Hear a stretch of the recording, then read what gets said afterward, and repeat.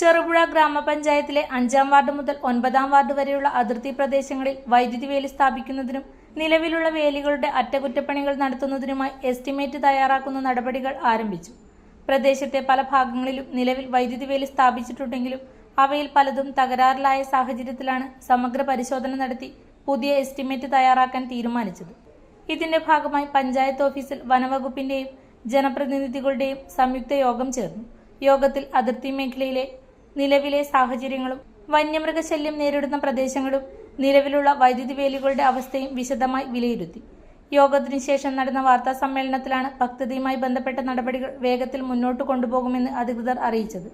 വാർത്താ സമ്മേളനത്തിൽ പഞ്ചായത്ത് അധികൃതരും വനവകുപ്പ് റേഞ്ചറും പങ്കെടുത്തു.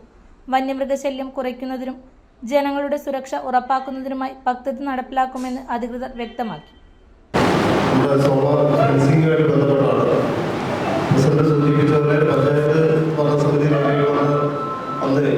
പഞ്ചായത്ത് ഭരണസമിതിയിലെ ആദ്യത്തെ മന്ത്രിസഭയ്ക്ക് കൊടുത്ത നിവേദനം 5-ാം വാർഡ് മുതൽ 9-ാം വാർഡ് വരെ ഏകദേശം 12 കിലോമീറ്ററോളം നീളമുള്ള പ്രദേശത്ത് സോളാർ ഫെൻസിങ് അനുവദിക്കണമെന്ന് ആവശ്യപ്പെട്ടിട്ടുണ്ടായിരുന്നു. ആദ്യത്തെ പഞ്ചായത്ത് ഭരണസമിതിയുടെ ആദ്യത്തെ നിവേദനം അന്നത്തെ കഴിഞ്ഞ ഭരണസമിതിക്ക് കൊടുത്തിരുന്നത്.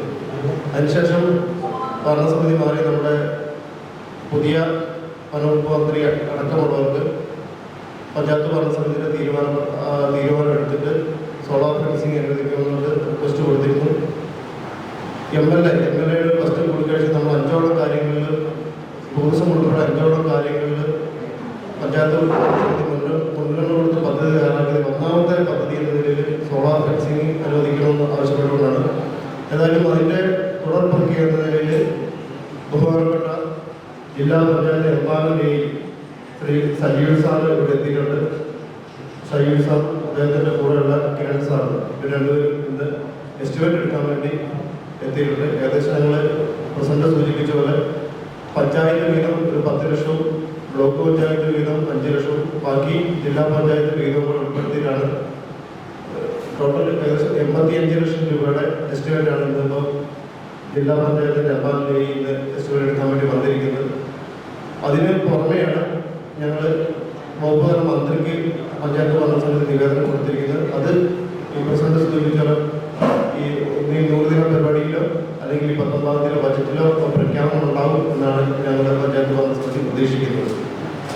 അതിൻ്റെ കൂടുതൽ തുടർ പ്രവർത്തനങ്ങൾ ചെയ്യാം എന്ന് ആലോചിച്ചുകൊണ്ട് ബന്ധപ്പെട്ട റേഞ്ച് ഓഫീസർ മലപ്പുറത്ത് range officer Sanoop Krishna sir ഇവിടെ എത്തിയിട്ടുണ്ട്. അതോടൊപ്പം അദ്ദേഹത്തിൻ്റെ മീറ്റ് ഓഫീസറായ വിജേഷ് മുഹമ്മദ് റാഫി അടക്കമുള്ളവർ ഇന്ന് ഇവിടെ എത്തിയിട്ടുണ്ട്. അപ്പം പഞ്ചായത്ത് ഭരണസമിതിയെ സംബന്ധിച്ച് ഇതൊരു ശാശ്വതമായ ഒരു പരിഹാരം കാണണം എന്നൊരു ആവശ്യവുമായി ബന്ധപ്പെട്ടാണ് ഈ ബന്ധപ്പെട്ട ഉദ്യോഗസ്ഥരുടെ ഇവിടെ എത്തിയിരിക്കുന്നത്. അത് ബന്ധപ്പെട്ട ഡിപ്പാർട്ട്മെന്റിന്റെ നമ്മൾ ഭരണസമിതിയുടെ നിവേദനം കൊടുത്തതിൻ്റെ അടിസ്ഥാനത്തിൽ ഡിപ്പാർട്ട്മെന്റിന്റെ ആവശ്യപ്രകാരമായിട്ടാണ് വിവിധ തരത്തിലുള്ള ഉദ്യോഗസ്ഥർ ഇവിടെ എത്തിയിരിക്കുന്നത്.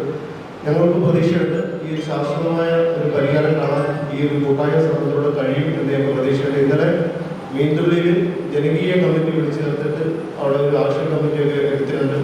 അതിന് മുമ്പ് അതേ പ്രദേശത്ത് 8-ാം വാർഡിൽ തന്നെ മറ്റൊരു ആക്ഷൻ കമ്മിറ്റി എടുത്ത് പ്രവർത്തനങ്ങൾ നടത്തി ഭംഗിയായിട്ട് അത് നിർവഹിച്ചിട്ടുണ്ട്. ഇന്നലെയും വലിയൊരു ആക്ഷൻ കമ്മിറ്റി എടുത്തിട്ടുണ്ട്. അതിൻ്റെയൊക്കെ തുടർ ഭാഗമായിട്ടാണ് ഇന്നിപ്പം റേഞ്ച് ഓഫീസറും അതുപോലെ എംപാനലിയും അടക്കമുള്ള ഉദ്യോഗസ്ഥ തലങ്ങളുമായിട്ട് നമ്മൾ ചർച്ച ഇവിടെ നടത്തുന്നത്. എന്നാലും ഞങ്ങൾ ഉറപ്പുണ്ട് ഒരു ശാശ്വതമായ ഒരു പരിഹാരം ഏകദേശം 12-14 കിലോമീറ്ററോളം വരുന്ന ഈ പ്രദേശത്ത് സോളാർ ഫെൻസിങ് അനുവദിക്കുക എന്നുള്ളതാണ്. അത് ഈ ഘട്ടത്തിൽ തന്നെ ഉണ്ടാകുമെന്ന് ഞങ്ങൾ കുറച്ച് വിശ്വസിക്കുകയാണ്. അതിനുള്ള തുടർ നടപടികളാണ് പഞ്ചായത്ത് ഭരണസമിതി മുമ്പോട്ട് പോയിക്കൊണ്ടിരിക്കുകയാണ്. അതിൻ്റെ കൂടുതൽ കാര്യങ്ങൾ റേഞ്ച് ഓഫീസർ പറയും. അതിനുശേഷം രണ്ടാമത്തെ വിഷയം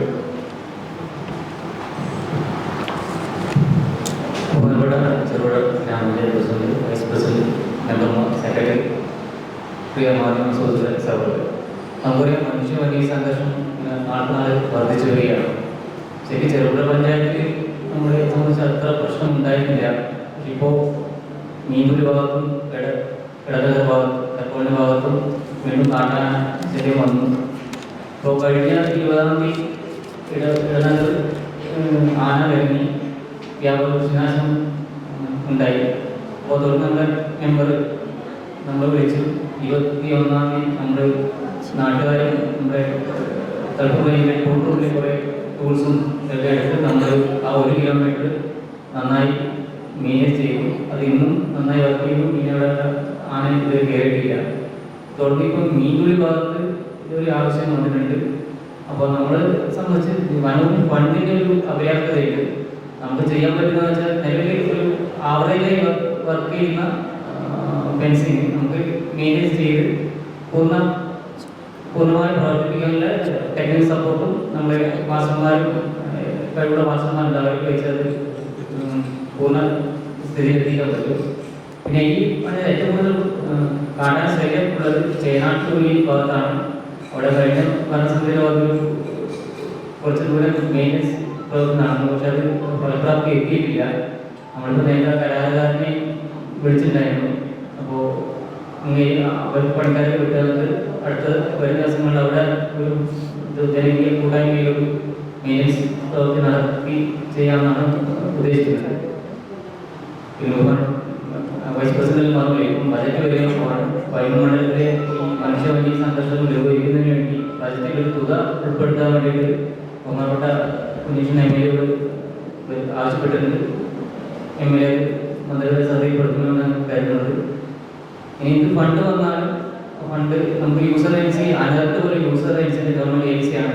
അവരെ വെച്ചിട്ട് നമുക്ക് ഈ ഫെൻസിങ് ചെയ്യാൻ പറ്റും. കൂടുതൽ ഫെൻസിങ് നിലവിൽ 14 കിലോമീറ്ററോളം ഉള്ള ഫെൻസിങ്ങിൽ 6 കിലോമീറ്റർ മാത്രമാണ് ഒരു വർക്ക് ചെയ്യുകയും പറയുന്നത്. ബാക്കിയെല്ലാം മെയിൻ്റെനൻസിൻ്റെ പരിചരണക്കുറവും അതുപോലെ കാലപ്പട്ടം കൊണ്ടുമാണ് പ്രവർത്തിക്കാത്ത അവസ്ഥയുള്ളത്.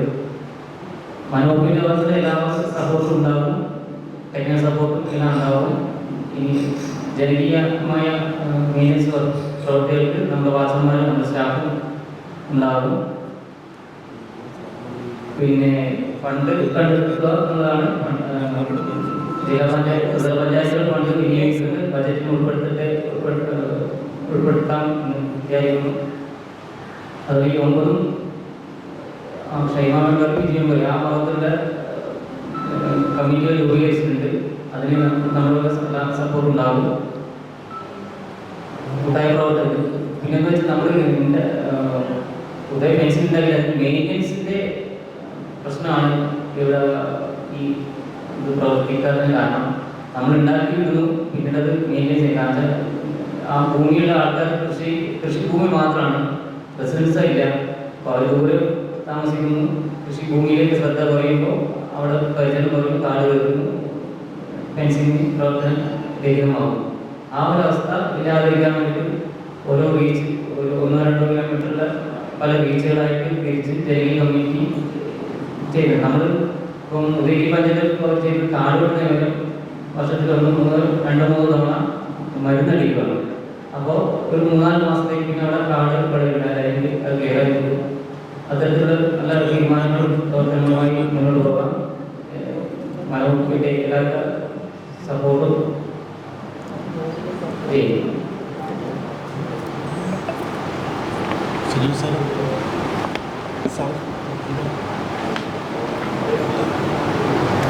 ഇപ്പോൾ ഈ 75 ലക്ഷത്തിന്റെ പ്രൊജക്ട് എന്ന് പറയുന്നത് നിലവിലുള്ളത് അറ്റകുറ്റപ്പണി നടത്താനുള്ള പുതിയതായിട്ട് എല്ലാം സ്ഥാപിക്കും. പുതിയതായിട്ടുള്ള 85 ലക്ഷം രൂപ പുതിയ ഫെൻസിങ് വലിക്കാൻ വേണ്ടിയാണ്. 85 ലക്ഷം രൂപയാണ് മിനിമം വേണ്ടി വരും എന്നുള്ളതാണ് പറഞ്ഞിരിക്കുന്നത്. അപ്പോൾ അതിലിപ്പോൾ നിലവിൽ ഗ്രാമപഞ്ചായത്തിൻ്റെ 10 ലക്ഷവും ബ്ലോക്ക് പഞ്ചായത്തിന് 5 ലക്ഷവും ബാക്കി ജില്ലാ പഞ്ചായത്ത് വീതം കിട്ടുന്നുള്ള പ്രതീക്ഷയിലാണ്. മന്ത്രിക്ക് ഞങ്ങൾ നിവേദനം കൊടുത്തിരിക്കുന്നത് സർക്കാർ തലത്തിൽ 85 ലക്ഷം രൂപ അനുവദിക്കണം എന്നുള്ളതാണ്. സാധാരണ 6 കിലോമീറ്റർ ഓൾറെഡി വർക്കിംഗ് ചെയ്യുന്ന സിസ്റ്റൻസുകളുണ്ട്, ബാക്കി കുറേ സ്ഥലത്ത് പോയതുണ്ട്. ഇത് മുഴുവൻ മാറ്റിയിട്ട് പുതിയ ഇടുകയാണോ ഉദ്ദേശിക്കുന്നത്? അതായത് ഇപ്പം നിലവിലുള്ളത് ഹാങ്ങിങ് ഫെൻസിങ് കുറവാണ്. ഹാങ്ങിങ് ഫെൻസിങ് ചെയ്യാൻ വേണ്ടിയാണ് ഈ ഒരു എമൗണ്ട് വരിക. അപ്പോൾ മൊത്തം ആ പ്രദേശം മുഴുവൻ ശാശ്വതമായി പരിഹരിക്കണമെങ്കിൽ ഹാങ്ങിങ് ഫെൻസിങ് എന്നുള്ള സംവിധാനമാണ് ഏറ്റവും അനുയോജ്യം. അപ്പോൾ കുറച്ച് ഭാഗത്ത് മാത്രമേ ഇപ്പോൾ ഹാങ്ങിങ് ഫെൻസിങ് ഉള്ളൂ. അപ്പോൾ മുഴുവൻ സ്ഥലത്തും ഹാങ്ങിങ് ഫെൻസിങ് അനുവദിക്കാൻ വേണ്ടിയുള്ള എമൗണ്ടാണ് ഈ എമൗണ്ട്. ആ രീതിയിലാണ്.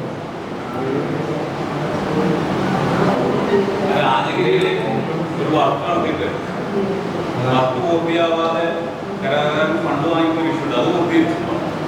ഫെൻസിങ് പൂർത്തീകരിച്ചു. അതിൻ്റെ പിന്നെ എത്തിയിട്ടുണ്ട്. അല്ല ഇനിയുള്ള വർക്കുകളും അങ്ങനെ തന്നെ ആയിരിക്കും. സാറൊന്ന് അത് കഴിഞ്ഞ ഭരണസമിതി കാലഘട്ടത്തിൽ അന്നത്തെ പിന്നെ ഒരു 5 ലക്ഷം രൂപയുടെ വർക്കാണെന്നാണ് മനസ്സിലാവുന്നത്. അവിടെ ഒരു ഹാങ്ങിങ് ഫെൻസിങ് ആണോ? ലൈൻ ഫെൻസിങ് ആണ്. അത് ബാറ്ററി ചാർജ് ചെയ്യാത്തതുകൊണ്ട് അത് ലൈൻ വലിച്ചു, പക്ഷെ ബാറ്ററി കൊടുത്തിട്ടില്ല എന്നുള്ള, പവർ കൊടുത്തിട്ടില്ല എന്നുള്ളതാണ് മനസ്സിലാക്കാൻ കഴിയുന്നത്. ഇപ്പം ഇന്ന് അദ്ദേഹവുമായിട്ട് ബന്ധപ്പെട്ടിട്ട് പുതിയൊരു ബാറ്ററി സംവിധാനം ആയിട്ട് ഇന്ന് RO അടക്കമുള്ളവർ ബന്ധപ്പെട്ടിരുന്നു. അപ്പോൾ അതൊരു സംവിധാനം ആക്കുമെന്നാണ് ഇപ്പം RO നമുക്ക് ഉറപ്പ് നൽകിയത്. ബാറ്ററി മാത്രമല്ല അത് എസ്റ്റിമേറ്റ് പറഞ്ഞ ഒരു പണിയും നടക്കാണ്ടാണ് അതിനകത്ത് വലിയ മാറിക്കുന്നത്. ബാറ്ററി മാത്രമല്ല, അതിൻ്റെ കാലില്ല, മറ്റേതില്ല, അങ്ങനെ കുറേ പ്രശ്നമുണ്ട്. അതുകൊണ്ട് വനവകുപ്പിന് നഷ്ടമുണ്ട്, ജനങ്ങൾക്ക് നഷ്ടമുണ്ട്. ആ ഫെൻസിങ് അന്ന് അവിടെ ഉണ്ടായിരുന്നെങ്കിൽ ആ ആന വന്ന കെട്ടിലൂടെ ചാവില്ലായിരുന്നു. അപ്പോൾ അതിന് ഉത്തരവാദിയായ എഞ്ചിനീയർ ഉൾപ്പെടെ നടപടി എടുക്കാൻ അങ്ങനെ നിർദ്ദേശിച്ചിട്ടുണ്ട്. കഴിഞ്ഞ ഭരണസമിതി അതിനകത്ത് കൃത്യമായ അഴിമതിയാണെന്ന് പറഞ്ഞിട്ടുണ്ട്. കഴിഞ്ഞ ഭരണസമിതിയുടെ കാലഘട്ടത്തിലാണ് സംഭവം ഉണ്ടായിട്ടുള്ളത്. അപ്പോൾ അതിൻ്റെ പിന്നെ ആ ഒരു വിഷയം അവിടെ നാട്ടുകാർ ഉന്നയിച്ചപ്പം അന്നത്തെ അടക്കമുള്ളവരായിട്ടൊരു മീറ്റിംഗ് ചേർത്തിരുന്നു. അദ്ദേഹം സാർ ഇവിടെ ഉണ്ട്.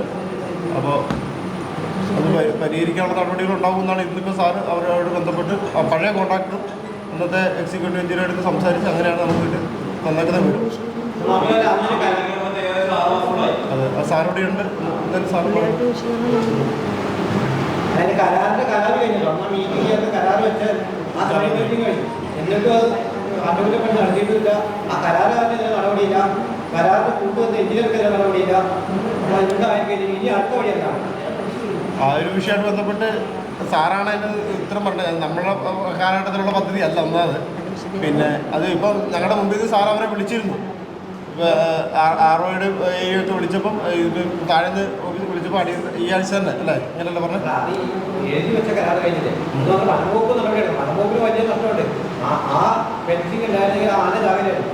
ആന അവിടെ ആ ഫെൻസിങ് കൂടെ കിടന്നിട്ടാണ് ആന വന്ന് ആ കെട്ടിലോട് ചാത്തിരിക്കുന്നത്. വനംവകുപ്പ് നടപടി എടുക്കട്ടെ. സാധാരണ ഒരു കർഷകന്റെ വർക്കിൽ വന്ന് എങ്ങനെയും ഷോക്കടിച്ചോ അല്ലെങ്കിൽ എങ്ങനെയെങ്കിലും എന്തെങ്കിലും വലിയ പറ്റിയിട്ടുണ്ടെങ്കിൽ അങ്ങനെ ആ വീട്ടുകാരെല്ലാം നടപടി എടുക്കുന്ന വനംവകുപ്പ് ഇത്രയും വലിയ സംഭവമായിട്ട് ഒരു അക്ഷരം നിന്നുണ്ടായിരുന്നു. അതിന് പിന്നെ നടപടി എടുക്കാൻ വേണ്ടി ഔദ്യോഗികമായിട്ട് നമുക്ക് തീരുമാനം കൊടുക്കുക. സാറത്തിന് പറയണ്ടോ? പറയുന്നു.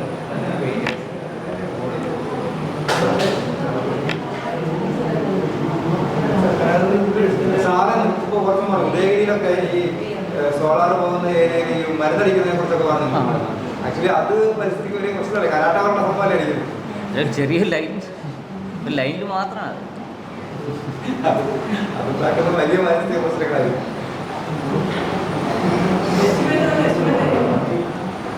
സാർ എസ്റ്റിമേറ്റ് എടുക്കാൻ വേണ്ടി സാർ എന്താ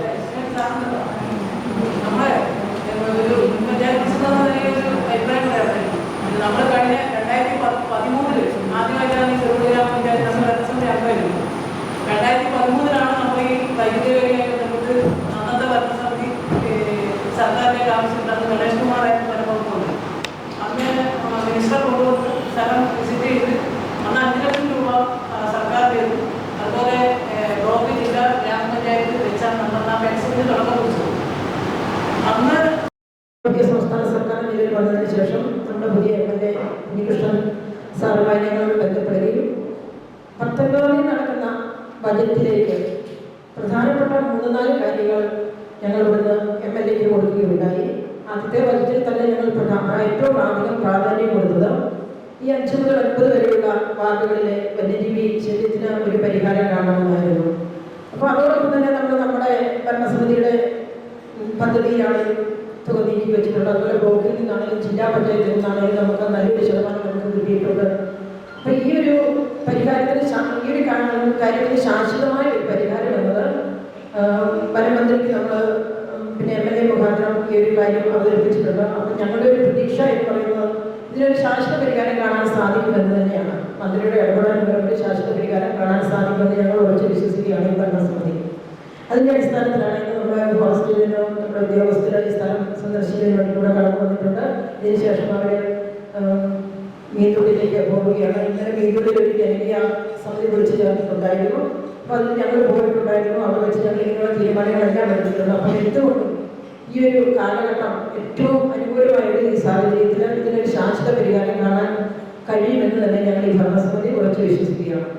അതോടൊപ്പം തന്നെ ഈ ഭരണസമിതി വന്നതിന് ശേഷം പിന്നെ ഞങ്ങളുടെ മുന്നിലുണ്ടായ വലിയൊരു പ്രശ്നമായിരുന്നു ചെറുപുഴയിലൊരു 4ാമത് ഓട്ടോ സ്റ്റാൻഡ് കൂടി നൽകുക എന്നുള്ളത്. ഓട്ടോ തൊഴിലാളികൾ ഈ ആവശ്യമായി ഞങ്ങൾ എടുത്ത് വന്നിരുന്നു. 2005-ൽ 3ാമതൊരു സ്റ്റാൻഡ് അവർക്ക് കൊടുത്തതാണെന്നാണ് അവർ ഞങ്ങളോട് പറഞ്ഞത്. അതിന് ശേഷം ഇന്ന് വരെ ചെറുപുഴയിൽ ഒരു ഓട്ടോ സ്റ്റാൻഡ് അവർക്ക് നൽകിയിട്ടില്ല. അപ്പോൾ നമുക്കറിയാം ഇത്രയും വർഷങ്ങളായി, ഒരു വർഷം 3-4 ഓട്ടോറിക്ഷകൾ പുതിയതായി ചെറുപുഴയിൽ ഇറങ്ങുന്നുണ്ട്. അപ്പം മുകളിലത്തെ സെൻട്രൽ സ്റ്റാൻഡിലാണെങ്കിലും മുകളിലുള്ള സ്റ്റാൻഡിലാണെങ്കിലും എല്ലാം ഇപ്പോൾ താഴെയുള്ള സ്റ്റാൻഡിലാണെങ്കിലും 10-40ഓളം ഓട്ടോറിക്ഷകളുണ്ട്. 2 ലൈനായിട്ടാണ് അവർ പിന്നെ ഓട്ടോറിക്ഷ ഇടുന്ന സ്ഥലമില്ലാത്തതുകൊണ്ട് നമുക്കറിയാം ഒരു ബസ്സൊക്കെ കടന്നു പോകുമ്പോൾ ഏറെ ഗതാഗതക്കുരുക്ക് അനുഭവപ്പെടുന്നുണ്ട്. അപ്പോൾ ആ ഒരു ഗതാഗതക്കുരുക്കിന് ഒരു പരിഹാരം എന്ന നിലയിൽ ഇന്നലെ ചെറുപുഴ 4ാമതൊരു സ്റ്റാൻഡ് കൂടി ഇന്നലെ വിളിച്ചു ചേർത്ത യോഗത്തിൽ ഞങ്ങൾക്ക് ചെയ്യുവാനായിട്ട് സാധിച്ചിട്ടുണ്ട്. ശരിക്കും പറഞ്ഞാൽ 4ാമതൊരു സ്റ്റാൻഡല്ല, ഇനിയും ഒരു സ്റ്റാൻഡ് കൂടി ചിലപ്പോൾ 1-2 സ്റ്റാൻഡ് കൂടി നമ്മൾ കൊടുക്കേണ്ടി വരും. അതിനുള്ള സ്ഥലങ്ങൾ നമ്മൾ കണ്ടെത്തേണ്ടി വരും. കാരണം അതുപോലെ ഓട്ടോറിക്ഷകൾ നമ്മുടെ ചെറുപുഴ നാട്ടിൽ നമ്മുടെ വളർന്നു വരുന്ന ഒരു വികസിച്ച് വരുന്ന ഒരു നാടാണ്. അപ്പോൾ അതിനുള്ളൊരു സൗകര്യം തുടർന്ന് ഭരണസമിതി അതിന് വേണ്ടിയിട്ടുള്ളൊരു ശ്രമങ്ങൾ ഞങ്ങളുടെ ഭാഗത്തു നിന്ന് നടത്തുന്നതാണ്. പിന്നെ ഇന്നലെ ടെൻഡർ ഉണ്ടായിരുന്നു. നമ്മുടെ പഞ്ചായത്തിൻ്റെ അപ്പാർട്ട്മെൻറ്റ് പാർക്ക് 21,900-ന് ലേലമെടുത്തിട്ടുണ്ട്. അതോടൊപ്പം തന്നെ വരുന്ന ഫിറ്റ്നസ് സെൻ്ററും കൊപ്ര ടയറും ലേലത്തിൽ വെച്ചിരുന്നതാണ്. പക്ഷേ ഓരോ ആൾ മാത്രമേ ഉണ്ടായിരുന്നുള്ളൂ. അതുകൊണ്ട് ആ ലേലം വേറൊരു ദിവസത്തേക്ക് ഞങ്ങൾ മാറ്റിവെച്ചിട്ടുണ്ട്. വീണ്ടും തുടർന്ന് ആളുകൾ വന്ന് അത് വീണ്ടും ഒന്നുകൂടി ലേലം ചെയ്യുന്നതിന് വേണ്ടിയിട്ട് അത് ഞങ്ങൾ മാറ്റിവെച്ചിട്ടുണ്ട്.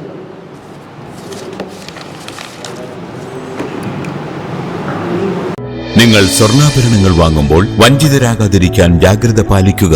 2023 ഏപ്രിൽ 1 മുതൽ സ്വർണ്ണ പരിശുദ്ധി ഉറപ്പുവരുത്തുന്നതിന് കേന്ദ്ര ഗവൺമെന്റ് ആഭരണങ്ങളിൽ HUID നിർബന്ധമാക്കിയിരിക്കുന്നു. 100% ആഭരണങ്ങളും HUID മുദ്ര ചെയ്ത മലയോര മേഖലയിലെ ഒരേയൊരു ജ്വല്ലറി പടിഞ്ഞാത്ത് ഗോൾഡൻ ഡയമണ്ട്സ്, ചെറുപുഴ, ആലക്കോട്, പാടിയൊട്ടിച്ചാൽ. ഹോൾസെയിൽ